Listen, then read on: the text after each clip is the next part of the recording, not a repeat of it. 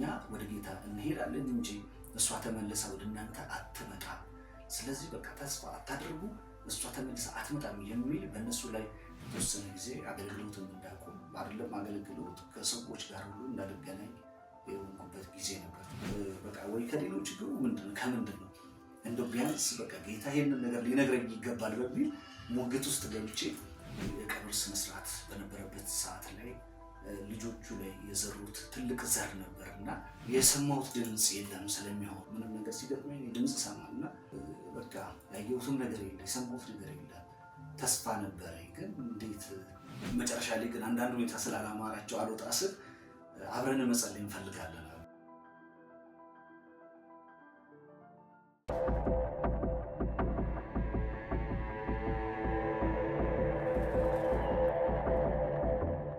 አባቶ በጌታ በኢየሱስ ክርስቶስ ስም ስለዚህ ጊዜና ስለዚህ ሰዓት እናመሰግናለን። ጌታ ሆይ ስለሰጠህን እድል ደግሞ በጌታ በኢየሱስ ክርስቶስ ስም እናመሰግናለንና ክብሩ ለአንተ ይሁን። ጌታ ሆይ በዚህ ፕሮግራም የሚተላለፉ ፕሮግራሞች ሁሉ ለሌሎች ትምህርት ማስተማሪያ የሆኑ ዘንድ በስም ስልጣን ጸለይ። ሌሎች የሚታነጹበት አቅማቸውን የሚገነቡበት እንዲሆን፣ የሚማሩበት እንዲሆን፣ የሚያስተውሉበት እንዲሆን በኢየሱስ ስም ስልጣን ጸልየናል። ሁሉ ለስም ክብር ብቻ ይሁን። እናመሰግናለን በኢየሱስ ስም ስልጣን።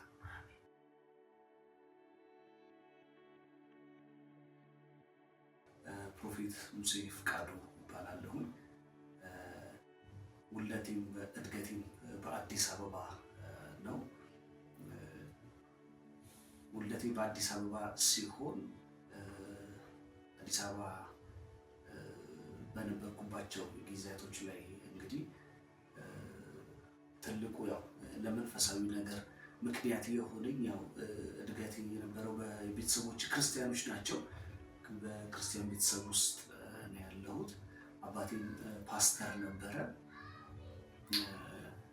ቤተሰብ ሁሉ ክርስቲያኖች ናቸው፣ እግዚአብሔር ይመስገን። በዚህ ሁኔታ ውስጥ ግን ምናልባት ዛሬ ላይ ለደረስኩበት ነገር ምክንያት የሆነኝ የአስተዳደግ ሁኔታ ነው ብዬ አስባለሁ። የአስተዳደግ ሁኔታ የነበረው ትንሽ በልጅነት ያደግኩት በኮምፓሽን ውስጥ ነው። በኮምፓሽን ውስጥ በነበርንበት ጊዜ ግን ያው የጌታን ቃል የመማር እድሉ ነበረ። ሰንዴ ስኩል የመማር እድሉ ነበረ። ያ ነገር ምንድነው በቃ ትልቅ ዘር በእኔ ላይ ዘርቶ ነው ያለፈው። ሁለተኛ ነገር ደግሞ ወደ አገልግሎት ራሱ በቀጣይነት እንድመጣ ያደረገኝ ነገር ምንድነው በዚህ በሰንዴ ስኩል ውስጥ ያለፍን ካደግን በኋላ የነበረው ቀጣይ ነገር ምንድነው ትምህርት ቤት ላይ የነበረን የፌሎሺፕ ህብረት ነውና ትምህርት ቤት ውስጥ ፌሎ ነበረ። እዛ ህብረት ላይ በደንብ ሳተፍ ነበረ። የሚገርመው እዛም ህብረት ላይ መሪ ነበርኩ። በአርት ውስጥ እንግዲህ የተማርኩት ምናልባት አሁን ትምህርት ቤቱ ይኖር አይኖር አላውቅም፣ ማስተር የሚባል ትምህርት ቤት ነበረ እና የስነ ጥበብ ሙያ ትምህርት ቤት ነው። ትምህርት ቤቱ ማስተር የስነ ጥበብ ትምህርት ቤት ሙያ ነው የሚለው። እዛ ነው ተምሬ ያጠናቀቁት ማለት ነው። ከዛ በኋላ ግን በሱ ስራ ያው ስዕል ስራዎችን ደግሞ ሰራ፣ የተለያዩ ትምህርት ቤቶች ላይ ስራዎችን እሰራለሁ። ከዛ ባሻገር የተለያዩ ፊኒሽንግ ስራዎችን ጭምር በዚሁ ጋር የይዤ እሰራ ነበረ። ረጅም ጊዜ እሰራለሁ። በመሰረቱ አገልጋዮችን ራሱ አበረታታም ነበረ፣ እያገለገልኩኝ ነበረ የምሰራው።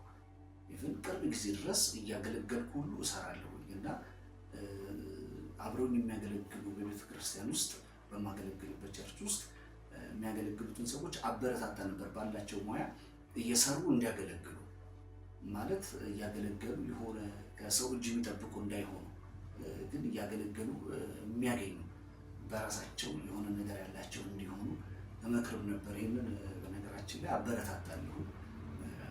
አገልጋዮች ሆነው የሆነ እውቀት ካላቸው ሙያ ካላቸው ከአገልግሎቱ ባሻገር እግዚአብሔር በሰጣቸው እውቀትና ጥበብ ተጠቅመው እየሰሩ እንዲያገለግሉ ማለት ነው እና ብዙዎቹም ከኔ ጋር የነበሩ እየሰሩ ያገለግሉ ነበረ። በዛ ነበረ ያው አርቱን እየሰራሁ እና አሁንም አልፎ አልፎ ስዕል ስራዎችን በቤቴ ውስጥ አንዳንድ ነገሮችን አስተካክላለሁ፣ እሰራለሁ። እንደዛ ነው አርቱን እሰራበታለሁ። በግል ነው ያው የምሰራው እና ፎቶ ቤቶች ሁሉ እሰራለሁ። ባክግራውንድ ካፌዎች ምናምን በቃ እንደዚህ በአርቱ እጠቀም እሰራ ነበር እና ያንን እየሰራሁኝ ሞር ግን ከዚህ አሁን እንድወጣ ምክንያት የሆነ ምንድነው አሁን ያለሁበት የአገልግሎት ዘርፍ ሙሉ ጊዜ የሚፈልግ ሙሉ የኔን አቅም የኔን ጊዜ የሚፈልግ ስለሆነ ለአገልግሎት ብዙ መዘጋጀት፣ ብዙ መጸለይ፣ ብዙ ማንበብ ያ ነገር ስላለ ያንን ጊዜ ለማግኘት ሲባል ያው ቢዚ ከሚያደርገኝ ነገር ወጥቼ ሙሉ በሙሉ ወደ አገልግሎቱ አመዝኜ አሁን በዚህ ሰዓት ያለሁት ማለት ነው።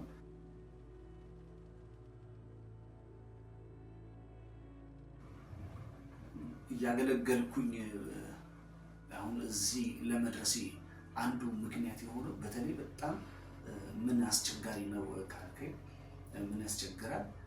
የክርስቲያን ቤተሰቦች ሆነው ከወልደታቸው ጀምሮ በክርስቲያን ቤት ውስጥ ያደጉ ሰዎች ትንሽ የሆነ ሌቭል ላይ ከደረሱ በኋላ ክርስትና ወይ ቀሎባቸው ታያለ ወይ ደግሞ ለክርስትና በቃ ያላቸው ነገር ወርዶ ነው የምታየው ወይ በተለያየ ነገር ታያለ። እኔ ምናልባት መሰረት ሆኖኛል ብዬ የማስበው በኮምፓሽን ውስጥ ስናሳልፍ ሁሉ ጊዜ የሚሰጡን ትምህርቶች አሉ።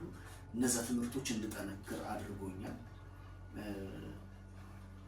ሰንዴ ስኩል ላይ የነበረና ተሳትፎ የበለጠ እንድጠነክር አድርጎኛል። ያ ምንድነው በእኔ ውስጥ ትልቅ ዘር ተዘርቶ ነው ያለፈው። ትልቅ ዘር ተዘርቶ ነው ያለፈው እና ያ ነገር ይመስለኛል። ከዛም በኋላ በትምህርት ቤት ውስጥ በቃ ከክርስቲያኖች ጋር ህብረት ማድረግን ፈለገን። በዛ ውስጥ ህብረት ማድረግ ጀመርን። ፌሎ ላይ ማሳለፍ ጀመርን።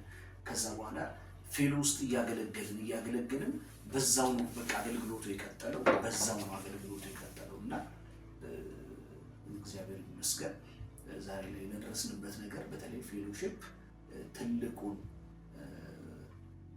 መሰረት ጥሏል ለኔ ብዬ ነው የማስበው። ታውቁት እንደሆነ አላውቅም። ፍሬው ትምህርት ቤት የሚባል ትምህርት ቤት ነበር ማሪ ነበረው እና እዛ ትምህርት ቤት ላይ እግዚአብሔር ረድቶኝ ለመጀመሪያ ጊዜ ፌሎሺፕ ራሱ ያቋቋምኩት እኔ ነበርኩኝ። እግዚአብሔር ረድቶኝ ስቲል አለ ያ ፌሎሺፕ ስቲል እየጋበዙኝ እዛም እሄዳለሁኝ። እዚህ ከአዲስኮ ጋር ያለው ፍሬው ትምህርት ቤት የሚባል ትምህርት ቤት እና ዛሬ ላይ ያ ራሱ ህብረት ትልቅ ህብረት ሆኖ ነው ቀጥሎ ያለው። ብቻ በዛ በፌሎ ውስጥ ስላሳለፍኩ ነው ያ የሆነ በቃ ውስጥ የገባው ዘር አለ እና ለሌሎች ምናልባት መምከር ያው የምፈልገው ነገር ምንድነው በተለይ ለወላጆች መምከር የምፈልገው ነገር ምንድነው ልጆቻቸውን አሁን በዚህ ሰዓት ሰንዴ ስኩል ላይ ተሳትፎ እንዲያደርጉ ቤት ውስጥ እንዲጸልዩ ማድረግ፣ ሰንዴ ስኩል እንዳይቀሩ ማድረግ፣ ሰንዴ ስኩል እንዲማሩ ማድረግ በራሱ ትልቅ ቫልዩ አለው። ያ ትልቅ ዘር ነው። ነገ ላይ ሲያድጉ ያ ነገር ይወጣል፣ በአንድም በሌላ በቃ ይወጣል እና የሆነ የተዘራባቸው ዘር ነው ነገ ላይ የሚበቅለው እና ያው እኔ በቤት ውስጥ የነበረውና ፌሎ ላይ የነበረው ቸርች ላይ የነበረው ነገር ከክርስትናው እንዳልወጣ ወይም ደግሞ ወደ ሌላ ነገር እንዳላፈገፍግ እንድጠነክር ምክንያት የሆነኝ ሶስቱ ነገሮች ናቸው። ቤት ውስጥ የነበረው ነገር ሁልጊዜ እንድንጸልይ ይደረጋል፣ ቤት ውስጥ እንድንዘምር ይደረጋል፣ ቃል እንድናነብ ይደረጋል። ያ ነገር ሁልጊዜ በቃ ሳንወድ በግድ እግዚአብሔርን ቃል እንድናነበው እንድንዘምር እያደረገን ነበር እና ያ ዘር እያደገ በውስጣችን ለካ እየሰፋ ስናድግም በዛ ውስጥ እንድንቀጥል አደረገን። ሰንዴ ስኩል ቅዳሜና እሑድ ቸርች ደግሞ ስንሄድ ያው መንፈሳዊ ነገር ይቀጥላል። እንደገና ቸርች ደግሞ እንማራለን፣ መጽሐፍ ቅዱሳዊ ታሪኮችን እንማራለን። ያለው ነገር ያ ነገር ዘር በእኛ ላይ እየተዘራ ያ ነገር እያደገ እየሰፋ ከእግዚአብሔር ቤትም እንዳንወጣ እንዳናፈገፍግ ህይወት እንዲገባል ወይም ደግሞ እግዚአብሔርም ቃል እንድንረዳው ምክንያት ሆኖልናል ብዬ አስባለሁ። በዛ ምክንያት ይመስለኛል እንድቀጥል የሚሆንኩት።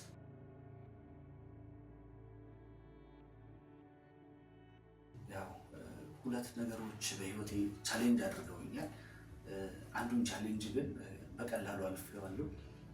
ምንድነው? በአገልግሎት ላይ ያለ ያው እንግዲህ ስናገለግል ከብዙ አይነት ሰዎች ጋር ነው የምንገናኘው። አብረውንም ደግሞ ብዙ አይነት ሰዎች ይኖራሉ እና በሰዎች ምክንያት የሚደርስብህ ነገር ይኖርና ግን ምንድነው ያው መጽሐፍ እንደሚል ሰውን ማየት ወጥመድ ነው ይላል የእግዚአብሔር ቃል። እና ሰውን አይተን አገልግሎት የምንቀጥል ከሆነ በቃ ለማቆማችን ምክንያት ይሆነናል። ሰው በትክክል አገልግሎት ለማቆም ወይም ደግሞ ክርስትና ህይወትን ትተን ዓለማዊ ነገር እንድንመኝ ምክንያት ይሆነናል፣ በተለያየ ምክንያት ማለት ነው። እና ሰውን ማየት የለብንም ብዬ አስባለሁ። በቃ የጠራንን ጌታን ማየት እግዚአብሔርን ብቻ በማገልገል ያለውን ነገር ማስቀጠል እንችላለን ማለት ነው። ሰውን ሳናይ ወጥመድ እንዳይሆንብን ማለት ነው። ሌላኛው ትልቅ ቻሌንጅ የሆነብኝና ትልቅ ሙግት ውስጥ በህይወቴ እንድገባ የሆንኩበት ጉዳይ ነበረ። ያ ምንድነው? ቅርብ ጊዜ ከ3 ዓመት በፊት በገጠመኝ ጉዳይ ነው። በእግዚአብሔር ፊት ከባለቤቴ ጋር እግዚአብሔርን እያገለገልን ያለ ነው። እያገለገልን እያስቀጠልን የነበረው ማለት መንፈሳዊ ነገራችንን አገልግሎታችንን እያስቀጠልን በነበርንበት ሁኔታ ላይ የገጠመን ቻሌንጅ ነበረ። በመሃል የእሷ የመታመም ሁኔታ ነበረ። በዛ ሁኔታ ላይ ደግሞ ያው እንጸልይ ነበረ በእግዚአብሔር ፊት እየጸለይን እንግዲህ ያለው ነገር ያው ከእርግዝና ጋር የተያያዘ ነገር ስለነበረ ከወሊድ በኋላ ለነበረ ሁኔታ ግን በወቅቱ ያው በእግዚአብሔር ፊት እየጸለይን ስለነበረ ኖርማሊ ነገሮች ያው በሰላም ይከናወናሉ የሚል ተስፋ ስለነበረ እንደገና ደግሞ ብዙ ፕሮግራም ያደረግናቸው ነገሮች ስለነበሩ የሆነ እንከኖች ይገጥሙናል የሚል ሀሳብ አልነበረንም። ግን ምንድነው ቅድም እንዳልኳችሁ የእግዚአብሔርን ሀሳብ ማንም አይቀለብሰውም፣ የእግዚአብሔርን ሀሳብ ማንም አይሽረውም። እና የእግዚአብሔር ሀሳብ እንዴት ሆነ? ባለቤቴ ወደ ጌታ ሄዳለች እና ከዛ በኋላ የነበሩ ነገሮች ትንሽ ቻሌንጅ አድርገውኛል። በቃ ምክንያቱም እኔ እንደዚህ የጸለይኩ እያገለገልን ነው፣ ምንም በህይወትም በምንም ያፈነገጠ ነገር የለንም። ግን ይሄኛው ቻሌንጅ እንዴት ለእነዚህ ልጆች ይዤ ብቻዬን እንዴት በቃ የሚለው ነገር ብዙ ነገር ያው እንድትጥል የሚያደርግ ነገር ነበር እና በዛ ምክንያት ትንሽ ቻሌንጅ ውስጥ ነበርኩኝ። የሚገርመው ከዚህ ነገር በኋላ ነው ብዙ ነገሮች ራሱ ናሲያ የሚለው ራእይ ራሱ ሞር በቃ እንዲፈጥን እንዲወለድ ቀድሞ እንጸልይበት ነበር ከሷ ጋር። ግን የበለጠ ከዛ በኋላ እንዲፈጥን የሆነበት ምክንያት ከዚህ ነገር በኋላ እኔ ሙግት ውስጥ ገባሁ።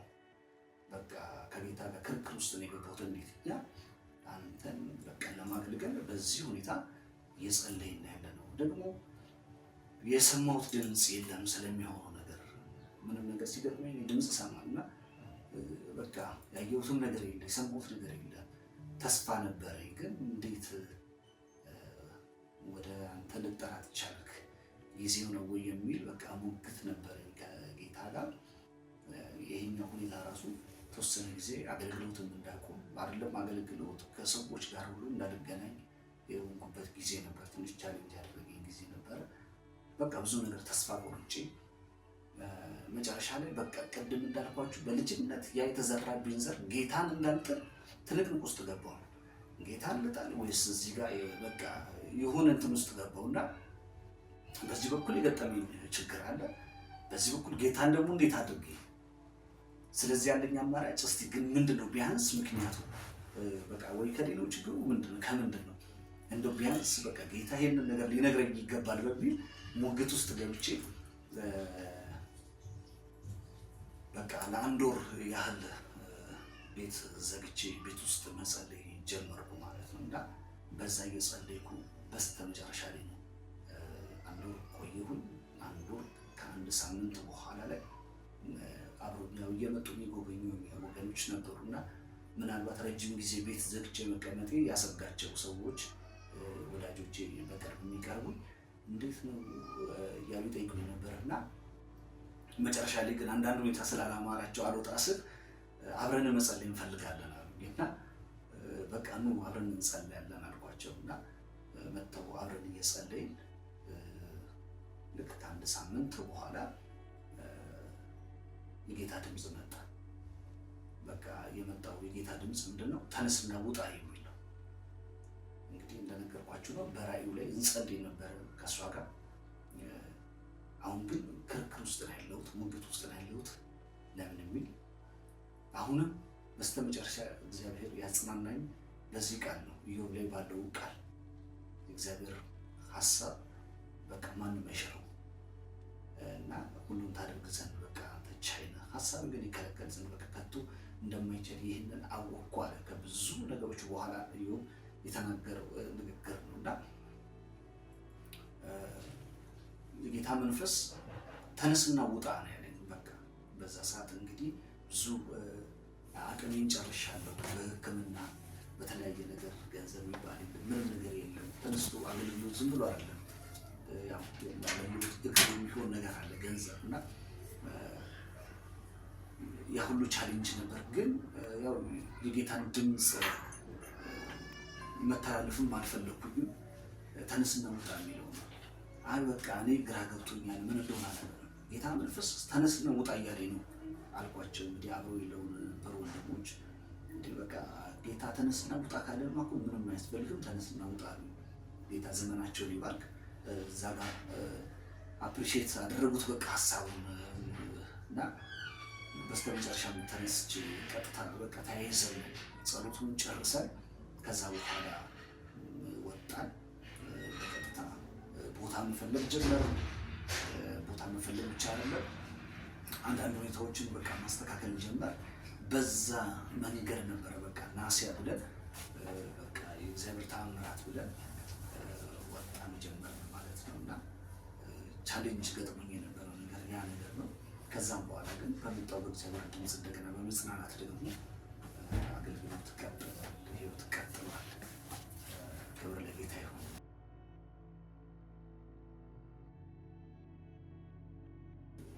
ከባለቤቴ ጋር ያው የተገናኘው ነው። ቅድም እንዳልኳችሁ ያው ፌሎ ላይ አገለግል ነበረ። በዛም ፌሎ ህብረት በምናደርግበት ውስጥ 3 ቦታ ነበር ፌሎ የነበረኝ። ፌሎ አሳልፍ የነበረው አንደኛ በሰፈር ውስጥ እናሳልፈው ፌሎ ነበር። አንደኛ በፍቅር የሚባል ፌሎሺፕ ነበረ ቦሌ ቦርባ ላይ እኛ የመሰረት ነው። እዛ ላይ አቴንድ እናደርግ ነበረ። ሁለተኛ የትምህርት ቤቱ እንደነገርኳችሁ። ሶስተኛ ደግሞ ከተለያየ ትምህርት ቤት ውስጥ የተውጣጡ ልጆች ጋር ከነሱ ጋር ህብረት እናደርግ ነበር እና በዛኛው ህብረት ውስጥ ነበረ ከባለቤቴ ጋር የተገናኘ ነው። ፀሐይነሽ ጉደታ ትባላለች። ከዛ በኋላ ከተገናኘ በኋላ 2004 ላይ ነበር የተጋባ ነው። 2004 ላይ ከተጋባን በኋላ ልክ 2005 ላይ ልጅ መጣ። እያገለገልን ቅድም እንዳልኳቸው ነው እየሰራሁም ነበር እኔ ደግሞ የማገለግለው። እየሰራሁም እያገለገልኩ እንቀጥል ነበረ። በነገራችን ላይ የምትገርም ነብይ ናት፣ አስተማሪ ናት፣ ዘማሪም ናት እና በነበርንበት ቸርች ላይም በዛ ታገለግል ነበር እና እንግዲህ አብረን የተጓዝንባቸው ጊዜቶች ኦልሞስት 9 ዓመት ከ6 ወር ምናምን አካባቢ ድረስ አብረን ቆይተናል እና በዛ ጊዜ ውስጥ እንግዲህ ነው ያ ከባድ የሆነ ሁኔታ የገጠመ። 3ኛ ልጅ ልትወልድ ባለበት ሰዓት ነው። 3 ልጆች አሉን ማለት ነው እና የሚገርመው በቃ ጌታን እያገለገልን በጥሩ ነገር አብረን እናሳልፍ ነበረ። ከዛ በኋላ ባለው ነገር ግን በመጣው ሁኔታ ያው እግዚአብሔር እንግዲህ እሱ ፈቃድ ነበር ወደ እግዚአብሔር ክፍል ልትሄድ ቻለች እሷ። ከዛ በኋላ የነበረው ቻሌንጅ ግን ከባድ ነበር እንዳልኳችሁ። ይሄን የሚባል አልነበረም። ለምን አብረን ብዙ ነገር ለምደናል። በዛ ላይ ደግሞ ልጆች አሉ። እነዚህ ልጆች እንዴት ያለ እናት እንዴት ሆነው ያድጋሉ የሚል እኔ ስጋት ነበረ፣ በጣም ነበረ። በቃ እንዴት ይቀጥላሉ? እኔ ድሮ ራሱ እንኳን ሌሎች ልጆች ላይ እያየሁ ኮምፓሽን ላይ ስለነበርኩኝ አብሮን ከነበሩ ልጆች ላይ የማስተውለው ነገር ነበር እና እንዴት በቃ ልጅ በቃ ያለ እናት ማደግ የለበትም የሚል በቃ እንትን አለኝ እና እንዴት በቃ ልጆቹ ያለ እናት እንዴት ያድጋሉ የሚል የኔ ያው የግል ስጋት ነበርና ከዛ በኋላ እንዴት አድርጌስ ነው በቃ ከዚህ በኋላ በሰዓቱ ላይ መሰለኝ በቃ ነገር የማይቀጥል ነው የመሰለኝ ራሱ እና ለዛ ነው በቃ ከሰዎች ራቅ ሰው ማግኘት አልፈልግም ነበር። በቃ ለብቻዬ ማሳለፍ ነበር የምፈልገው። በዛ ውጥረት ውስጥ ደግሞ በቃ ሌላ ውጥረት ውስጥ እንደገና ስገባ በቃ በስተመጨረሻ ግን በቃ ያለው ሀሳብ በእግዚአብሔር ፊት እስቲ መጸለይ ነው። ምንድነው በቃ ምን ይላል እግዚአብሔር እንግዲህ ፈቅዶ እንዲህ አይነት ነገር ውስጥ እንድገባ እንደሆነ የእግዚአብሔር ፈቃድ ከሆነ ቀጣይም ያለው ነገር እንግዲህ እግዚአብሔር ሀሳብ ምን እንደሆነ ማወቅ አለብኝ የሚል ነበር። በቃ በር ዘግቼ ለረጅም ጊዜ እንደጸልይ በእርግጥ ረጅም ጊዜ የሚባልም አይደለም፣ 1 ወር ያክል የቆየሁት። ከዛ በኋላ እየጸለይኩ ግን እግዚአብሔር ያጽናናኝ ነበር። እዛው እየጸለይኩ እበረታ ነበረ። እዛው እየጸለይኩ ራሴ እጽናናለሁ። ከዛ በኋላ ቃል አነባለሁ፣ ደግሞ እዛው እጽናናለሁ፣ እበረታለሁ። በዛ እያልኩኝ በረታሁኝ። አንድ ነገር በህይወቴ ላይ በቃ ትልቅ አሻራ ከጣሉ ሰዎች አንዱ ጓደኞቼ ነበሩ። የቀብር ስነስርዓት በነበረበት ሰዓት ላይ ልጆቹ ላይ የዘሩት ትልቅ ዘር ነበር እና የሚገርመው በቃ እኛ ወደ ጌታ እንሄዳለን እንጂ እሷ ተመልሳ ወደ እናንተ አትመጣም። ስለዚህ በቃ ተስፋ አታድርጉ፣ እሷ ተመልሳ አትመጣም የሚል በእነሱ ላይ ልጆቹን የመከሩት ምክር የሚገርመው ልጆቹን ስትሮንግ አድርጓቸው እነሱ ላይ ነበር ጭንቀቴ የነበረው እና በጣም በዚህ ቃል በርትተው ከዛ ውጭ ደግሞ የበለጠ በዚህ አይነት ሀሳብ ውስጥ እንዳይገቡ ጌታ ዘመኑን ይባርከው። ፓስተር ካስሽ ልጆቹን ይዞ ቤትን መጥቶ የዛኔ እዛም ቀብር ስነስርዓት በነበረበት ጊዜ ልጆቹን ይዞ የእሱ ትኩረት እንደውም የነበረው ልጆቹ ላይ ነበርና ልጆቹ ላይ በጣም ባርኮ ጸልዩ፣ በቃ ከዚህ ሀሳብ ወጥተው እንዲያድጉ በጣም ጸልዩላቸው ነበረ። እግዚአብሔር ይመስገን አንድም ቀን በእናታቸው ጉዳይ እንኳን ተጨንቀው አንስተውልኝ አስጨንቀውኝ አያውቁም። በዛ እግዚአብሔር የበለጠ ደግሞ እኔን አሳርፎኛል እና በቃ ልጆቹን ባረከልኝ እግዚአብሔር። እንደውም ጭራሽ እኔ በአንዳንድ ሁኔታ እንዳንጨናነቅ እነሱ ያበረታቱ ይጀምር የባሰ አቅም እየተገነባ መጣ እና እግዚአብሔር የሚሰማ አምላክ ነው። በአንድ በኩል ደግሞ እግዚአብሔር እንዲበላካቸው ሰዎች አማካኝነት የልጆቹን ልብ ጠብቆ የኔ አገልግሎት እንዲቀጥል ምክንያት ሆነ ማለት ነው እና በዚህም የእግዚአብሔር ሀሳብ ቀጠለ። ዛሬ ላይም ቢሆን ልጆቹ ከማንም በላይ በጣም እንደውም እነሱ ለእኔ ያስባሉ። ልጆቹ ይጎዳሉ፣ በቃ ሳይኮሎጂ ይጎዳሉ፣ በቃ የእናትነት ፍቅር የሆነ ነገር በቃ ይፈልጋሉ እና ያንን እያሰብኩኝ ጭራሽ እነሱን እኔም ወደ ማበረታታትና እንድቀጥል የማድረግ ነገር ነበርና እግዚአብሔር ይመስገን ይህንን ያደረገው እግዚአብሔር ነው። በነበረኝም የጸሎት ጊዜ ደግሞ ጌታ በዚህ ነበር እኔንም ያበረታኝ። ዋናው ማለት የምፈልገው ነገር እግዚአብሔር የሚያበረታ አምላክ ነው፣ የሚያቆም አምላክ ነው። የተለያየ ቻሌንጅ ውስጥ ልንገባ እንችላለን፣ ግን ለካ እግዚአብሔር ቻሌንጅ ውስጥ በገባን ልክ ማለፊያውን መንገድም ደግሞ ያዘጋጃል እና እንድንበረታ ደግሞ መንገድ የሚሆኑ ሰዎች ደግሞ እግዚአብሔር ይሰጠናል እና እኔ እንድበረታ አገልግሎቴ እንዲቀጥል ምክንያት የሆኑ ደግሞ ሰዎችም አሉና ክብር ለጌታ ይሁን። በሰዎች በቃ እግዚአብሔር አንደበታቸውን የሰዎችን አንደበት ተጠቅሞ እኔ እንድቀጥል መንገድ ሆኑኝና እግዚአብሔር ይመስገን። ከዛም በኋላ ቀጥያለሁ።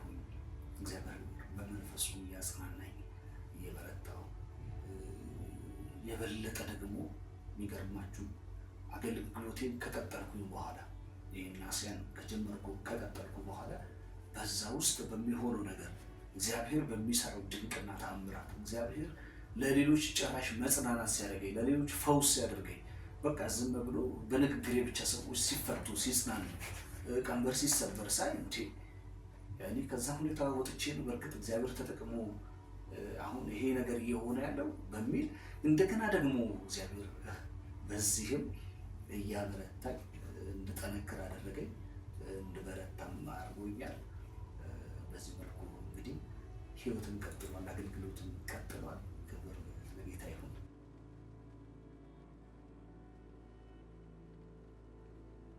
ምንድነው ቀድሞ አንዳንድ ሰፈር ላይ ያሉ ክርስቲያን ወንድሞቼ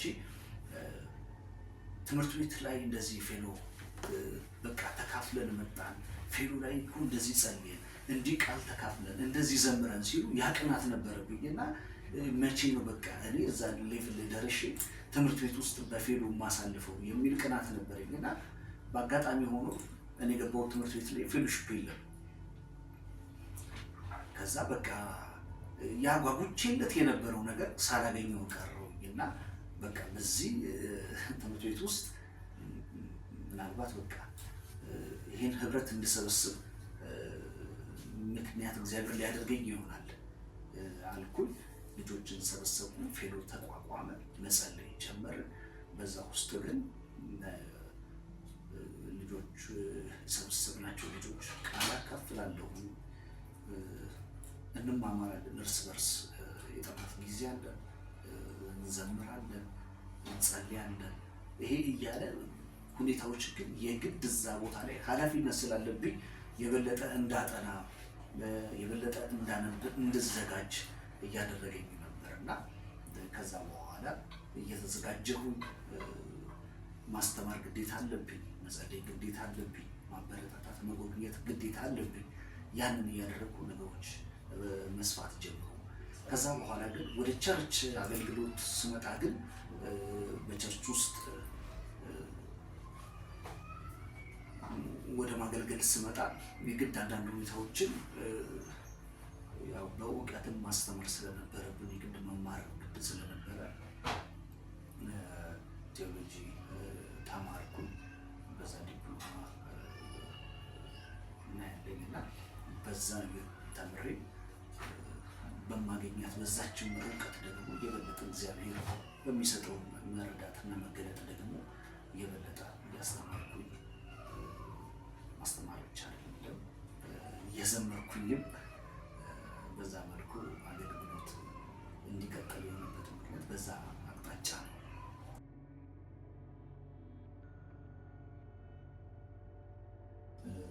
እንድጀምር ምክንያት የሆነበት መንገድ ምንድን ነው? ያው የእግዚአብሔር ሀሳብ ነው። ያ የእግዚአብሔር ፈቃድ የተገለጠበት መንገድ ደግሞ ያው በቸርች ውስጥ ኳየር ላይ ነበረ የምናገለግለው። በኳየር ውስጥ እያገለገልን ግን እንደዚሁ ተራ እየደረሰን ሊድ በምናደርግበት ጊዜ ሊድ ለማድረግ በምንወጣበት ሰዓት ከምንመራው ወርሺፕ ይልቅ የሚገለጥ የእግዚአብሔር ነገር ነበረ። የእግዚአብሔር ጸጋ ይገለጥ ነበር እና ያ የሚገለጠው ነገር እኔ አሁን ዝማሬ ብዬ ወጥቼ ግን ከዛ ያለፈ ፈውስ ይካሄድ ነበረ። ጉባኤ ውስጥ ገባ ነበረ። ፕሮፌሲ በቃ ይመጣ ነበር እና ያንን እግዚአብሔር እየገለጠ ይናገር ነበር። ያ ነገር እያደገ መጣና እንደው በቃ አንተ ላይ እኮ የፈውስ ጸጋ ነው ያለው የሚል ምልከታ በሰዎች ላይ ሁሉ እንዲሆን ከዛም በኋላ ያን ጸጋ ወደ መለየቱ የተገባበትም ነገር ነበረ። ይሄም ብቻ አይደለም። ከዛም በኋላ በሌላ ቸርች ላይ ኳየር ላይ ያገለገልኩኝ። ኳየር ላይ ብቻ አይደለም፣ ያው ሙዚቃ ኪቦርድ እጫወታለሁ፣ ኳየር ላይ ያገለግላለሁ እና ይሄም የሆነ ድንገት ግን የሆነ አጋጣሚውን አግኝቼ የጸሎት እድሉ ሲሰጠኝ ፕሮግራም እንድመራ ጸሎት እንድመራ እድሉ ሲሰጠኝ በዛ ሰዓት ግን ጌታ ይገልጥ የነበረው ነገር ያለፈ ነገር ነበረ። ፕሮግራም ለመምራት ቆሜ የሚገርም ፈውስ ይካሄዳል። እግዚአብሔር ያው ሊያስተላልፍ የሚፈልገው መልእክት በቃ እግዚአብሔር ይገልጥ ነበር። ሚስጥራቶች ይገለጣሉ፣ ፈውስ ይካሄዳል እና ያ ነገር እየተገለጠ እያለ ያ ሁኔታ ነው እያደገ እየሰፋ በቸርች ውስጥ በዛ አቅጣጫ እያገለገልኩኝ ከዛ በኋላ እንዲሄድ እየተደረገ በዛ መልኩ ነገሮች ሰፉ። ዛሬ ላለሁበት አገልግሎት እንድገባ መንገድ የሆነኝ በዚህ አይነት መልኩ ነውና እግዚአብሔር ነው በውስጥ ያለውን ነገር እያሳደገውና እያሰፋው በዚህ አይነት መልኩ እየተገለጠ ዛሬ ላይ ላለሁበት ነገር ደርሻለሁ ማለት ነው። እና ያው ራሱ እግዚአብሔር ነው በጊዜው በሰዓቱ ነገሮችን እየገለጠ ያመጣው ማለት ነው። እና ግን እንደውም ወይ ዘምራለሁኝ ወይ ደግሞ በቃ ኪቦርድ ተጫዋች ነው መሆነው የሚል የራሴ የሆነ አመለካከት ነው የነበረኝ። ግን በሆነ ምክንያት ጸሎት ለመምራት ፕሮግራም ምራ ተብሎ ከቆምኩ እግዚአብሔር ይገልጠው የነበረው ነገር ያ የእግዚአብሔር ሀሳብ በእኔ ላይ የነበረው ያንን አጀንዳ ነበር እግዚአብሔር ይገልጠውና ያሳይ የነበረው። በዛም ምክንያት ለብዙዎች መጽናናት እግዚአብሔር አድርጎኝ፣ ለብዙዎች ለፈውስ ምክንያት አድርጎኝ ምስጢራትን እየገለጠ እግዚአብሔር በዚህ አይነት መልኩ በእኔ እንዲገለጥ ፈልጎት የነበረው ሀሳብ እግዚአብሔር ራሱ እየገለጠ ዛሬ ላይ ለደረስኩበት ነገር እንድደርስ ያደረገው እግዚአብሔር እና በዚህ አይነት መልኩ ነው ሞር ወደዚህኛው ወደ ነቢያት አገልግሎት የገባሁበት። ራሱ በቃ በምቆምበት የሚገለጠው የእግዚአብሔር ጸጋ የእግዚአብሔር ክብር ነበርና እንግዲህ ያ ነገር ያደገ መጥቶ ዛሬ ላይ እግዚአብሔር እንግዲህ አሁን ባለበት ቤተክርስቲያን ላይ የበለጠ ሰዎች የሚጽናኑበት፣ ካሉበት ቀንበር የሚፈቱበት፣ ከስርዓት ነፃ የሚወጡበትን ነገር እግዚአብሔር እየገለጠ በዛ መልኩ አሳድጎ ዛሬ ላይ እንግዲህ በአንድ ቤተክርስቲያን ውስጥ በነቢይነት በማገልገል ለብዙዎች ለመጽናናት ለበረከታቸው ምክንያት አድርጎኛል። ክብር ለጌታ ይሁን። ይሄ ነው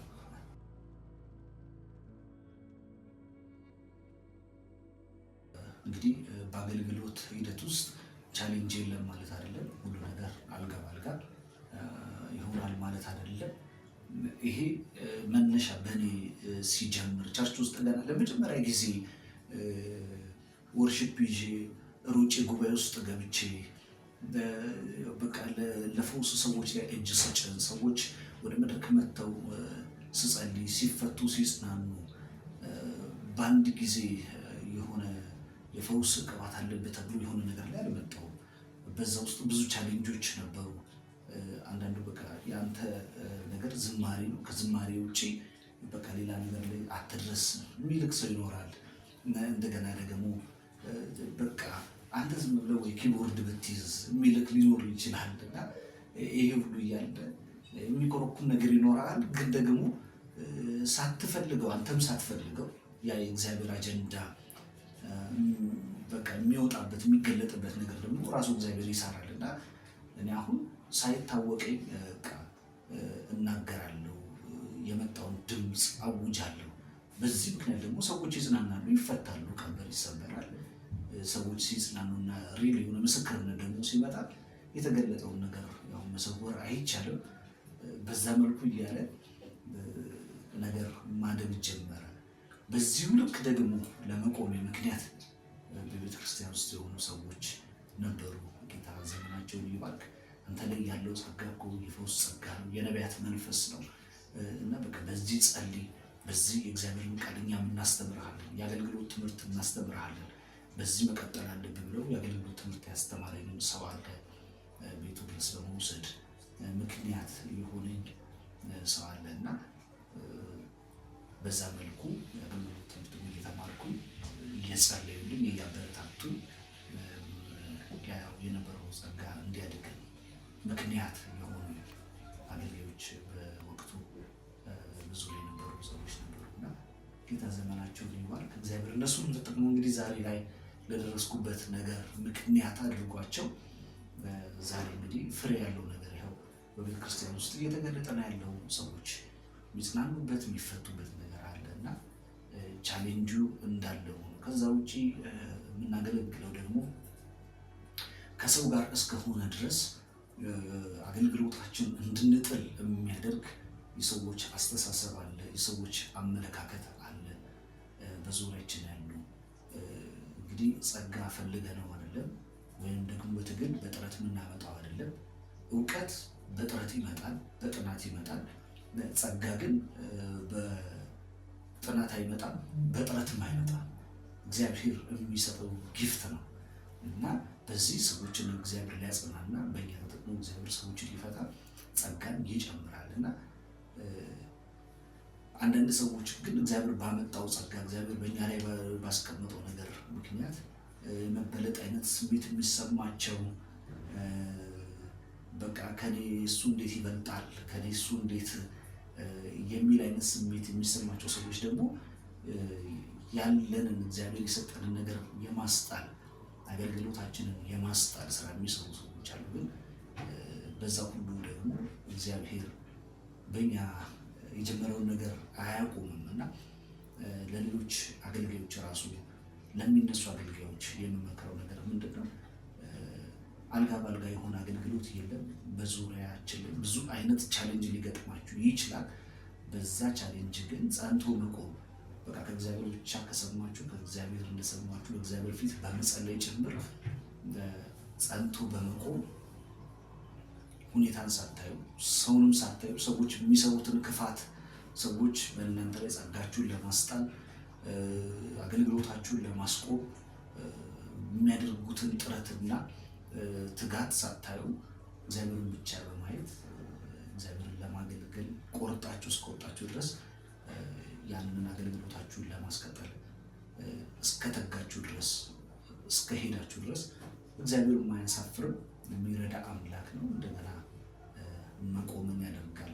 እንደውም ባለው ቻሌንጅ ላይ እግዚአብሔር ጸጋን የበለጠ እየጨመረ እናንተ ጠንካራ ከሆናችሁ እግዚአብሔር ጸጋን እየጨመረ የሚበልጥ ነገር እያደረገ እግዚአብሔር በእናንተ ውስጥ ያለውን ነገር ያስቀጥላል እና በሚገጥመው ቻሌንጅ ግን ጠንክሮ ጸንቶ እስከ መጨረሻው መቆምን ይጠይቃል። ተስፋ አለመቁረጥ። በቃ እንዲህ ከሆነማ ሁለተኛ አገልግሎት የሚባል በቃ አያስፈልገኝም ካልክ የዛኔ ነገሮች በሙሉ እዛ ጋር ልትደመድማቸው ይችላል። ነው እግዚአብሔር ይረዳኛል ምንም እንኳን ቢሆን በቃ ነገ እንደገና እቆማለሁ። እኔ ሰው እንዳለኝ አይደለሁም፣ ሁኔታም እንዳለኝ አይደለሁም። እግዚአብሔር በእኔ የጀመረው ነገር ይቀጥላል ብለህ ግን በእምነት ጸንተህ ከመጨረሻው ድረስ ከቆምክ ከፍታ ሊመጣ ይችላል፣ ዝቅታ ሊመጣ ይችላል፣ ሀዘን ሊገጥማችሁ ይችላል። ብዙ መውጣት መውረድ፣ በሰዎች መገፋት፣ በደል መድረስ፣ የተለያየ በቃ እና ሁኔታን ሰዎችን ሳናይ ጸንቶ በመቆም ግን ነገም እግዚአብሔር በእኔ በቃ ክብሩን ይገልጣል። አንዴ ጠርቶኛል፣ እግዚአብሔር በእኔ የሚሰራው ስራ አለ ብላችሁ እስከ መጨረሻው ጸንታችሁ ከቆማችሁ እግዚአብሔር በእርግጥም ያው ማያሳፍር አምላክ ነው፣ የሚረዳ አምላክ ነው። ዛሬ ላይ እኔም ለመቆሜ ምክንያት የሆነ ጌታ በእንደዚህ አይነት መልኩ ነው። በዚሁ ላይ መጨመር የምፈልገው የመጨረሻ ሀሳብ ምንድን ነው? አንድ ለራሴ መርህ አድርጌ የወሰድኩት ነገር አለ። ያ መርህ ምንድን ነው? ከመቆም መሄድ ይሻላል። አትቁሙ። በቃ የሚገጥማችሁ ቻሌንጅ አትቁሙ፣ በሁኔታው አትቁሙ፣ በሰዎች ንግግር አትቁሙ።